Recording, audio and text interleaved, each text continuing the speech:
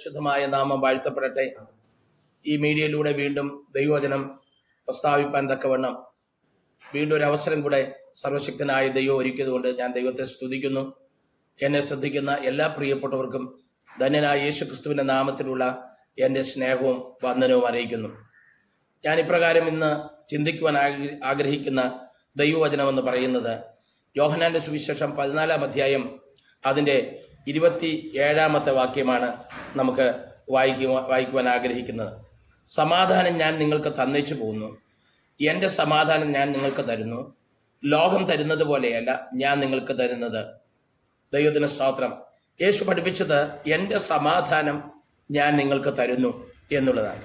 നമുക്കറിയാം, ഇന്ന് ആകുലങ്ങളെ നിറയപ്പെട്ടതായ ഈ ലോകയാത്രയിൽ മനുഷ്യന് സമാധാനത്തിന് വേണ്ടി ഇന്ന് മനുഷ്യൻ പല മാർഗങ്ങൾ അവലംബിക്കുന്നതായിട്ട് നമുക്ക് കാണാൻ കഴിയും. ഒരു ഭാഗത്ത് സമാധാനമില്ലാതെ ജനം യുദ്ധവും ക്ഷാമവും ഭൂകമ്പവും മഹാവ്യാധികളൊക്കെ സംഭവിച്ച് അനേക പ്രിയപ്പെട്ടവർ ഈ ലോകത്തോട് യാത്ര പറയുകയാണ്. ദൈവത്തിന് സ്തോത്രം. അപ്പോൾ ഓരോ കുടുംബങ്ങളിൽ സമാധാനമില്ലാതെ, സന്തോഷമില്ലാതെ, പ്രത്യാശയില്ലാതെ ജീവിക്കുന്ന ഒരു വലിയ സമൂഹത്തിൻ്റെ നടുവിലാണ് നാം ഓരോരുത്തരുമായിരിക്കുന്നത്. യേശു പറഞ്ഞു, എൻ്റെ സമാധാനം ഞാൻ നിങ്ങൾക്ക് തന്നേച്ചു പോകുന്നു, എൻ്റെ സമാധാനം ഞാൻ നിങ്ങൾക്ക് തരുന്നു, ലോകം തരുന്നത് പോലെ അല്ല ഞാൻ നിങ്ങൾക്ക് തരുന്നത്. ദൈവത്തിന് സ്തോത്രം. വിശുദ്ധ ഹല്ലേലൂയ യെശയ്യാപ്രവാചകന്റെ പുസ്തകം 9-ാം അധ്യായം അതിൻ്റെ 6-ാമത്തെ വാക്യത്തിൽ വായിക്കുമ്പോൾ, നമുക്കൊരു ശിശു ജനിച്ചിരിക്കുന്നു, നമുക്കൊരു മകൻ നൽകപ്പെട്ടിരിക്കുന്നു, ആധിപത്യം അവൻ്റെ തോളിലിരിക്കും, അവൻ അത്ഭുത മന്ത്രി, വീരനാം ദൈവം, നിത്യപിതാവ്, സമാധാന പ്രഭു എന്ന് പേർ വിളിക്കപ്പെടും. ആ യേശു സമാധാന പ്രഭുവാണ്.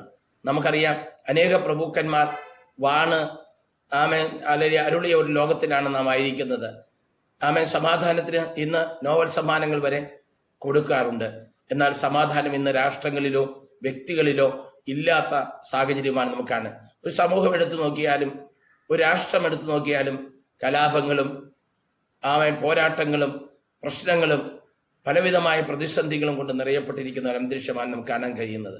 യേശു പറയാൻ, ഞാൻ സമാധാനത്തിൻ്റെ പ്രഭുവാണ്. യേശു മാത്രമാണ് ആ വാക്ക് ഞാൻ സമാധാനത്തിൻ്റെ പ്രഭു എന്ന് ഈ ലോകത്തോട് യേശു ക്രിസ്തു അറിയിക്കുവാനിടയായത്. അടുത്തത്, യേശു തൻ്റെ സമാധാനം കാൽവറിയിൽ പങ്കുവെച്ചതായിട്ടാണ് നമുക്ക് കാണാൻ കഴിയുന്നത്. കൊലോസ്യ ലേഖനം 1-ാം അധ്യായം അതിൻ്റെ 19-20 വാക്യങ്ങൾ വായിക്കുമ്പോൾ, അവനിൽ സർവ്വസമ്പൂർണതയും വസിപ്പാനും അവൻ ക്രൂശിൽ ചൊരിഞ്ഞ രക്തം കൊണ്ട് അവൻ മുഖാന്തരം സമാധാനം ഉണ്ടാക്കി എന്നുള്ളതാണ്. ദൈവത്തിന് സ്തോത്രം. അപ്പൊ യേശുക്രിസ്തുവിന്റെ രക്തത്താൽ, യേശുക്രിസ്തുവിന്റെ വചനത്താൽ അവൻ നമുക്ക് സമാധാനം തരുവാനിടയാക്കുന്നു. പ്രിയരെ, എന്നെ കേൾക്കുന്ന വാത്സല്യ സഹോദരങ്ങളെ, ആരാണ് സമാധാനത്തിന്റെ നായകൻ? യേശുവാണ്. യേശു പറഞ്ഞു, എൻ്റെ സമാധാനം ഞാൻ നിങ്ങൾക്ക് തരുന്നു. ഞാൻ തരുന്ന സമാധാനം ഹല്ലേലൂയ ഈ ലോകത്തിന് തരാൻ കഴിയത്തില്ല. അങ്ങനെയെങ്കിൽ എന്നെ കേൾക്കുന്ന ഈ ചെറിയ സന്ദേശത്തിൽ കേൾക്കുന്ന പ്രിയപ്പെട്ടവരോട് ഓർപ്പിക്കട്ടെ, ഏതെങ്കിലും നിലയിൽ സമാധാനമോ സന്തോഷമോ പ്രത്യാശയില്ലാതെ നിങ്ങൾ ദൈനംദിന ജീവിതത്തിൽ മുമ്പോട്ട് പോകുന്നെങ്കിൽ യേശുവിലൂടെയുള്ള ദൈവ സമാധാനം കരസ്ഥമാക്കുവാൻ സർവശക്തനായ ദൈവം ഈ ലഘു സന്ദേശത്തിലൂടെ നിങ്ങൾക്ക് കൃപ തരട്ടെ എന്ന് ഞാൻ കർത്താവിൻ്റെ നാമത്തിൽ പ്രാർത്ഥിക്കുന്നു. എല്ലാ പ്രിയപ്പെട്ടവരെയും സർവശക്തനായ ദൈവം സമൃദ്ധിയായിട്ട് അനുഗ്രഹിക്കുമാറാകട്ടെ. ആമേൻ.